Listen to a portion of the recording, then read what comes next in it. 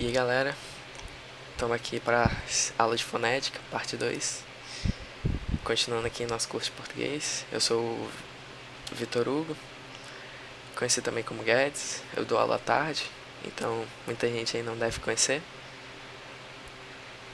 Muita gente aí não deve me conhecer. Mas vamos nessa, né? Vamos estudar. Na aula de hoje a gente vai falar sobre encontros vocálicos. Encontros vocálicos, né, como o próprio nome já diz, é quando nós temos o encontro de duas ou mais vogais em uma mesma palavra. E aí a gente tem três tipos de encontros vocálicos: ditongo, tritongo e hiato. A gente vai começar aqui estudando o ditongo. O ditongo é a combinação de uma vogal e uma semivogal na mesma sílaba. Como vocês já devem ter visto na primeira aula, vogal das vogais A, E, I, O, U, as que têm função de semivogal são o I e o U, e as que têm função de vogal são o A, E e o O. Então, como o ditongo é a combinação de uma vogal e uma semivogal na mesma sílaba, vamos ver aí os exemplos. Peixe. A palavra peixe, quando a gente faz a separação silábica, ela fica desse jeito aqui. Aí a gente pode ver que tem um E, que é tem a função de vogal, e o I, que tem a função de semivogal. Aí como temos uma vogal e uma semivogal, nós temos na mesma sílaba, nós temos um ditongo. A mesma coisa com a palavra pai. Pai, essa aí é a separação silábica, tipo, é só uma sílaba. Então, quando a gente tem um A e um I, o A tem a função de vogal e o I de semivogal. Então nós também temos um ditongo, porque é o encontro de uma vogal e uma semivogal na mesma sílaba. A mesma coisa com saudade. A separação fica assim: saudade, saudade. Aí quando a gente faz a separação de silábica, o A e o U ficam na mesma sílaba. O A funcionando como vogal e o U tendo a função de semivogal. Então, também é um ditongo. Pronto. Todos os exemplos aí de tons. Mas também existem tipos de ditongo. Agora vamos ver alguns tipos de ditongo. Tem o ditongo crescente, que é uma semivogal mais uma vogal. Nessa ordem, é uma semivogal mais uma vogal. Vamos ver os exemplos. Água. Água. Quando a gente faz a separação silábica, fica o A separado, sozinho, e o guá junto. A gente vê aí que a gente tem o U e o A, que são duas vogais. Nesse caso, o U tem a função de semivogal e o A tem a função de vogal. Por que a gente diz que isso aí é um ditongo crescente? Porque, veja bem, a semivogal, normalmente, a gente pronuncia mais baixo. A gente fala água. O U é bem baixinho, água. E o A gente fala mais alto. Então, é como se o tom crescesse. Por isso que é ditongo crescente. Porque é uma semivogal, mas é uma vogal. Vamos ver o próximo exemplo. Gênio. Mesma coisa. O I funciona como uma semivogal, o O como uma vogal. O tom cresce. Ausência. A gente separa, faz a separação silábica. E a última sílaba, cia, ausência. Você vê que o A, você pronuncia ele um pouco mais alto. Porque ele, nesse caso, tem a função de vogal e o I, a de semivogal. Então, é isso aí. É assim que a gente vê um ditongo crescente. Mas também temos o ditongo decrescente, que é exatamente o contrário. É uma vogal, mais uma semivogal. Dessa vez, o tom, em vez de crescer, ele vai diminuir, vai decrescer. Veja, vamos ver os exemplos. Leite. Prestar atenção? Leite. Você fala bem mais alto o E do que o I. Porque o E tem a função de vogal e o I de semivogal. Mesma coisa com paixão. Paixão. O A você fala mais alto que o I, porque o A tem a função de vogal e o I de semivogal. Fazendo assim um ditongo decrescente. Perdeu. O E tem função de vogal e o U de semivogal. Lembrando que ditongo é sempre na mesma sílaba. Então todos os exemplos tem que estar na mesma sílaba. Mas aí chega um problema. Se a gente, para determinar um ditongo crescente e um decrescente, a gente precisa saber quem é a semivogal e quem é a vogal. Aí quando tem I e U é fácil, porque eles sempre são semivogais. Mas aí vamos ver a observação aqui. Ditongos sem I e U. Aí ferrou, né? Não. Vamos ter fé, né? Veja bem. Vamos ver o exemplo. Pão. Pão. A gente vê aí que tem um encontro vocálico, que é um A e o O. Duas vogais juntas na mesma palavra. Mas aí pão também só tem uma sílaba. Então esse A e o O estão na mesma sílaba. Então, como a gente tem duas vogais na mesma sílaba, isso aí tem que ser um ditongo.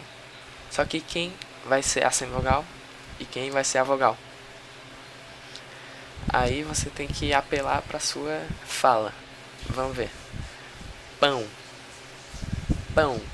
Quem se destaca mais? O A ou o O? Pão. É o A, né? Como o A se destaca mais, ele recebe a função de vogal. E o O recebe a função de semivogal, porque ele é mais fraco.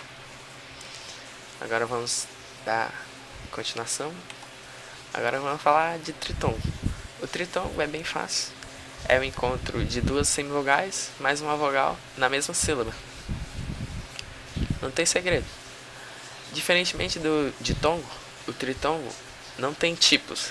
Então não tem tritongo crescente, decrescente. Tanto faz a ordem. Pode ser semivogal, semivogal, vogal, vogal, semivogal, semivogal, semivogal, vogal, semivogal. Tanto faz. O tritongo só precisa ter duas semivogais e uma vogal na mesma sílaba. Lembrando, assim como o ditongo, tem que ser na mesma sílaba. Vamos ver os exemplos. Uruguai. Na sílaba guai, a gente vê que tem três vogais juntas. O U, o A e o I. Se a gente for perceber, o U e o I são semivogais e o A é uma vogal. Então isso aí é um tritongo. Mesma coisa com averiguei. Na sílaba guei, temos três vogais juntas, sendo o U e o I semivogais e o E uma vogal. Então isso aí também é um tritongo. Bem simples, vamos dar continuação. Agora nós temos o hiato. O hiato é um pouco mais complicado, mas mesmo assim não é coisa de outro mundo. Vamos ver. O hiato é quando duas vogais que estavam juntas na palavra, mas quando a gente faz a separação silábica, elas ficam em duas sílabas diferentes. Como assim? Tava junto e depois separou? Tô entendendo não. Vamos ver aqui os exemplos para clarear a sua mente. O meu primeiro exemplo. Coelho. Tá vendo que o O e o E estão juntos na palavra coelho. Tá um seguido do outro. Mas aí quando a gente faz a separação silábica aqui, o O é separado do E. Então, isso aí é um hiato. Hiato é quando eu tenho duas vogais que estavam juntas e foram separadas na separação silábica. Mesma coisa aqui com rainha. O A e o I de rainha estavam juntos. Mas quando eu fiz a separação silábica, o A e o I que estavam juntos ficaram em sílabas diferentes. Então isso aqui também é um hiato. Aí eu tenho uma observação aqui, que é que para existir uma sílaba na língua portuguesa, eu preciso ter pelo menos uma vogal. O que isso quer dizer? Veja bem, nessa palavra rainha, eu tenho três sílabas: ra, in, nha. Só que o i, como a gente sempre dizia, ele é uma semivogal. Ele tem a função de semivogal. Só que, como para existir uma sílaba na língua portuguesa, eu preciso ter pelo menos uma vogal, quando o i ou o u, que tem função de semivogal, estiverem sozinhos numa sílaba, eles vão ter a função de vogal. Isso aí é regra do português.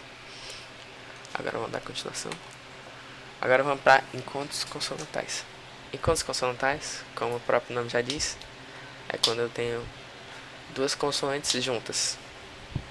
Só que o encontro consonantal é mais fácil, porque tanto faz, ele pode ser na mesma sílaba ou em sílabas diferentes. Lembra que o ditongo e o tritongo tinham que ser na mesma sílaba? O encontro consonantal, não. Então vamos ver o exemplo aí na mesma sílaba. Clima. CL são duas, C e o L são duas consoantes que estão juntas, uma seguida da outra, e estão na mesma sílaba. Então isso aí é um encontro consonantal. Mas aí vamos ver um exemplo em sílabas diferentes. Cacto. O C e o T, quando você escreve cacto sem fazer a separação em sílabas, o C e o T eles estão juntos, um do outro. Mas quando você faz a separação silábica, eles se separam. Mas não tem problema, continua sendo um encontro consonantal do mesmo jeito. Então, para ter encontro consonantal, só precisa ter duas consoantes seguidas uma da outra. Esse é o mais básico. Normalmente não cai muito em muita questão de encontro consonantal, mas é sempre bom saber, né? Agora vamos falar aqui de uma coisa que não é nem encontro consonantal, nem encontro vocálico, que são os dígrafos. Os dígrafos são tipo um grupo de letras que representam um só fonema, um só som, né? Vamos ver os exemplos aqui porque é meio confuso. Chapéu. Chapéu. Esse CH são duas letras, mas eles representam um só fonema, que é o X. Na primeira aula, vocês contaram letras e fonemas com o Arley, o Caio. Aqui a gente está dando nome a isso. O C e H, eles são duas letras, mas representam só um fonema. Isso aí a gente dá o nome de dígrafo. Esse CH tem som de X, como vocês já viram. O outro exemplo, osso. Esse SS tem som de um S só. Osso tem som só de S, normal. O outro exemplo, carro. Esse RR é como se fosse um R meio rouco. Então, é isso aí. Um R meio rouco. Galho. O LH, você pode pensar que ah não, professor, eu tô escutando o som do L. Não, tu não tá escutando não. O LH, ele cria outro som. O L, o som de L é qual? É meio lápis, lá. Agora vamos ver esse galho, é um L meio molhado, tá ligado? É diferente. Então, como tem som diferente, é um fonema diferente. Agora vamos pro último exemplo, que é guitarra. O RR a gente já viu com o exemplo do carro, mas o GU é fácil de perceber só com a fala. Você fala como? Tu fala guitarra ou fala guitarra? Tu fala guitarra, né? Então, esse GU não está representando GU, que seria o som de G mais U. Está representando um outro som, diferente. Meio g, assim, dentro da garganta, sei lá. Então, guitarra. Então, o GU aí está representando um só fonema. Aí aqui embaixo, eu botei para vocês verem duas tabelinhas de dígrafos. Essas tabelinhas são muito boas, porque tem praticamente todos os dígrafos que caem nas questões. Vocês não precisam decorar essa tabela, eu botei elas aí só como consulta para quando vocês forem resolver as questões. Porque depois de tanta questão que tu vai fazer sobre dígrafo, vai ter uma hora que vai ficar na veia isso aí. Vocês vão aprender e só de olhar para um CH, um GU, vocês já vão saber que é um dígrafo. Então tá tranquilo. Então pronto, galera. Foi isso. Essa é a nossa aula. Eu vou fazer outro vídeo ainda, resolvendo alguns exercícios. Aí eu vou postar depois desse. Provavelmente eles vão ser postados ao mesmo tempo. Aí eu quero que vocês vejam esses vídeos, tentem fazer. E depois desse vídeo eu vou passar uma lista, mesmo esquema da semana passada. Vai ter um vídeo resolvendo questão e uma lista para vocês resolverem sozinhos. Aí vocês tiram dúvida com a mentoria. Então é isso aí, galera. Obrigado a todo mundo que assistiu. Bons estudos.